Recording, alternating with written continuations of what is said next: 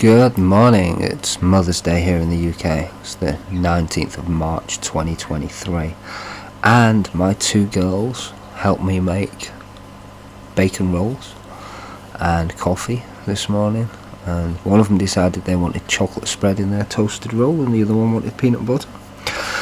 And we sat all up on the bed and knocked on the bedroom door, opened the door and gave Mum breakfast in bed. She loved it, and the eldest handed her an origami flower pack that she'd made, and when she opened that up there was a little silver bracelet inside that she'd been keeping for her. It was really sweet. The youngest handed her a glittery twisted pipe cleaner mangled unique toy with a sticker on it, and I have no idea what it was meant to be, but it was absolutely beautiful and she loved it.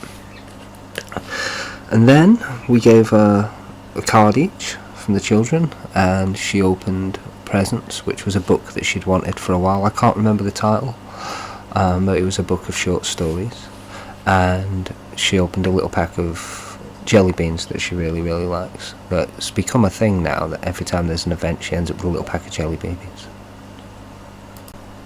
Jelly beans rather, not jelly babies. And there's special ones that are really nice as well, so they're a little treat for her. I was talking to somebody recently that said they don't really do Mother's Day. It was in, I don't know whether it was just a part of America or whether it was just them as a family and everyone does things differently.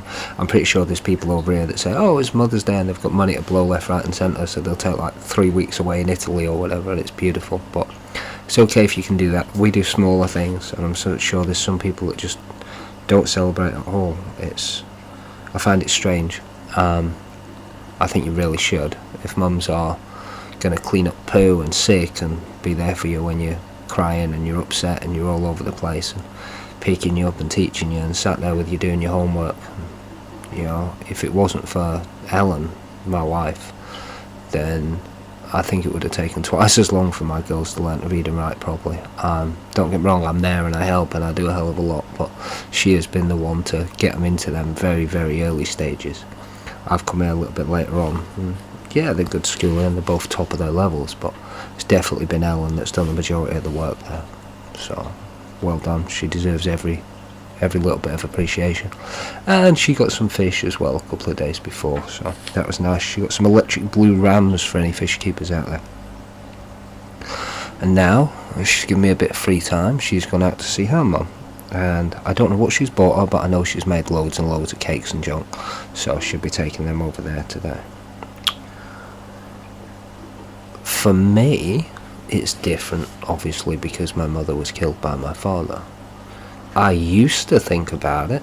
I used to find it difficult. Sometimes when I was on my own, I wouldn't think about the day at all, and I wouldn't concentrate on it. I'd usually get a load of DVDs like around Christmas or around birthdays, times when I wouldn't receive cards. I had nobody around, I had no family, we know the sob story, and that's how I got through things. I'd put in Lethal Weapon, put in the Matrices, put in the Die Hards and sit and watch them back to back, get through the day and then crack on. I'd try and work if I could, unless it was at a store where it was all bigged up for an event, in which case I'd try and get that day off as a holiday, and then I'd recluse and tell people I didn't want to know until after, say, the Christmas period or whatever it would be, especially Mother's Day.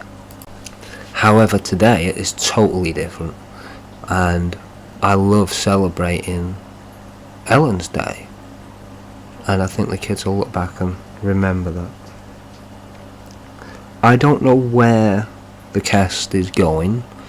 I know that I'm continuing to do it, and I know I've read a hell of a lot of things about being authentic recently. I have seen so many people with really positive podcasts who've come out of things really traumatic, and they'll sit here saying things like, oh, the weather is beautiful today and it's so positive and I'm so good and life is grand. And I'm never going to be that cast. I can do that, but I don't believe in being like that 100% every single day. Nobody's like that all the time, and it's good to be positive. I'm extraordinarily happy, but you don't need to be that upbeat constantly. I don't believe that's human nature. I really don't. We have ups and downs, and we have tides, and that's how things change. We plateau and we come back up again. I'm in these past 10 plus years. I'm more than chuffed with that. So whatever this people in the world has been because of who they are, Terry Pratchett's because of who they are, it's because he spent 20 years writing, well, 2 books a year, and began the Discworld series and sold over 100 million copies. It's because that's who he was. The Stephen Kings and the Keanu Reeves. It's because of their natural attitude rather than just their plug in one area.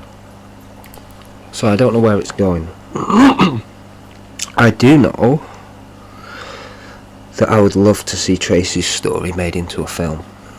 I know that I know enough about self-publishing to do more books.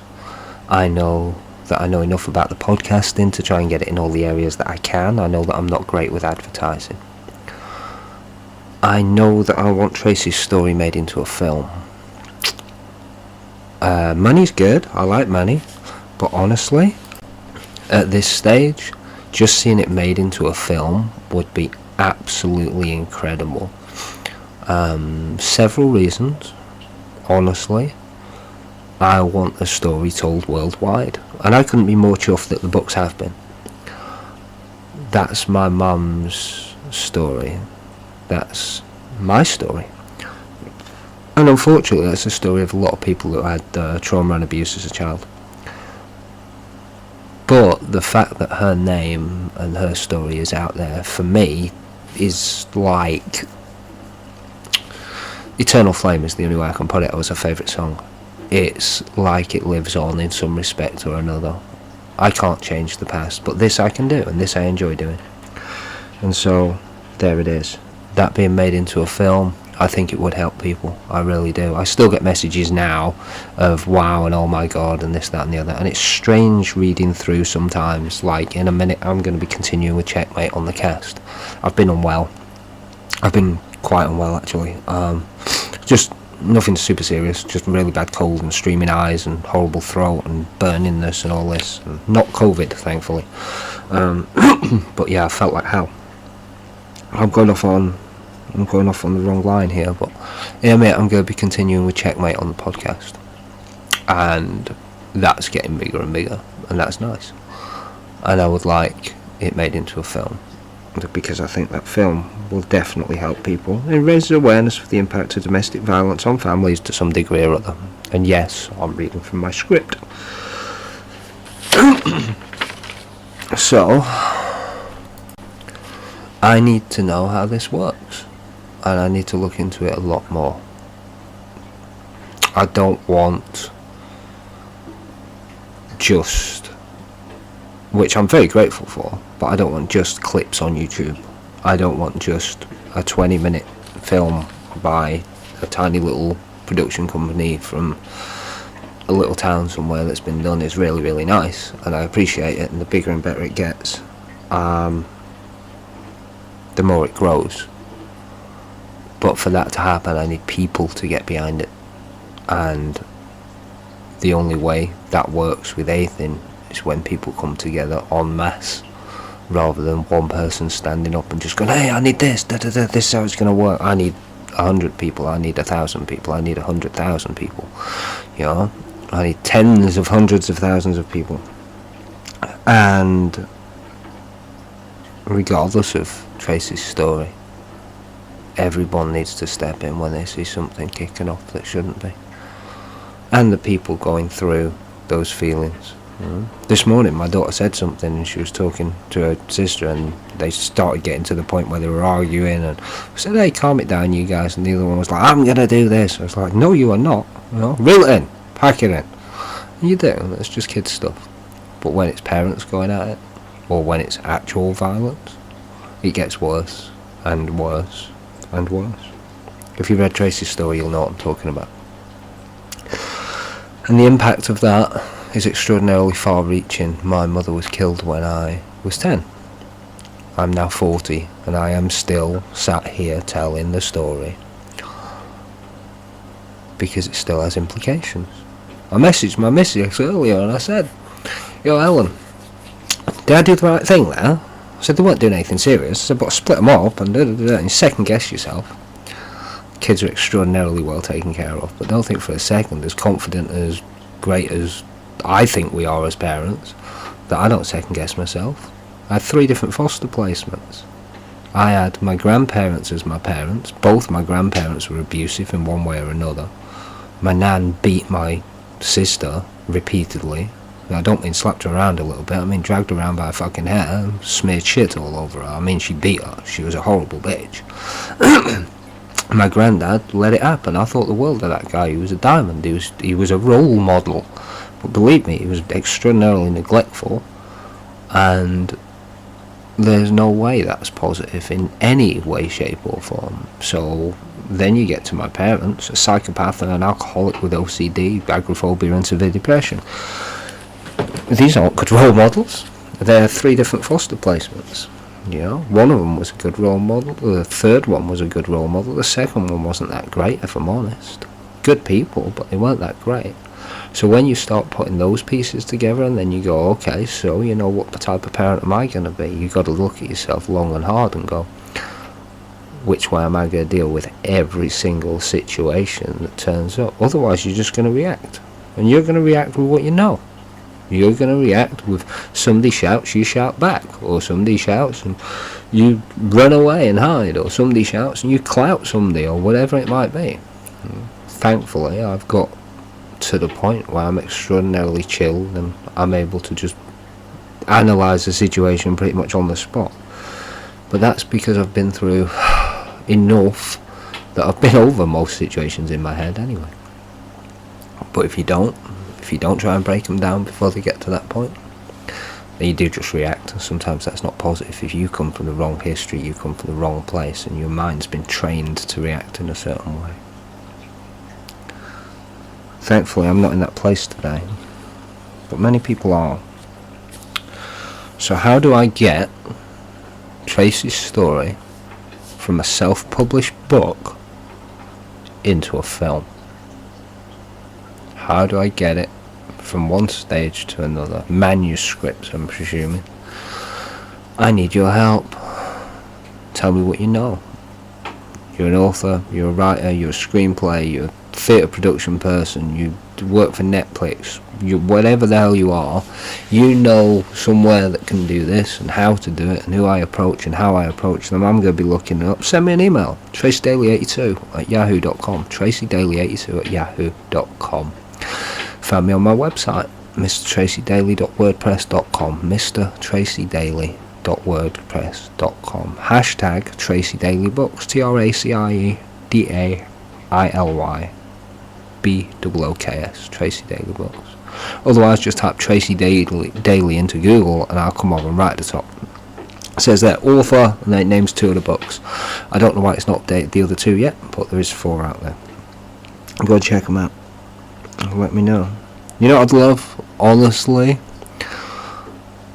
I don't put my face out there. I've been reading so much about confidence boosting, but I don't put my face out there. I don't have the, I won't say the confidence, I have the mentality for being on screen myself.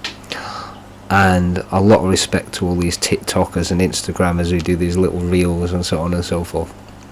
And my friend who I've been talking to in America from a different podcast, actually, she's been talking to me a lot about why I don't. And part and parcel of the reason that is anonymity.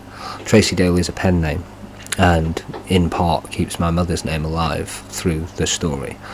It's not my real name. Ellen is not my wife's real name. And that protects my family. My father is still out there, and he's still hurting people.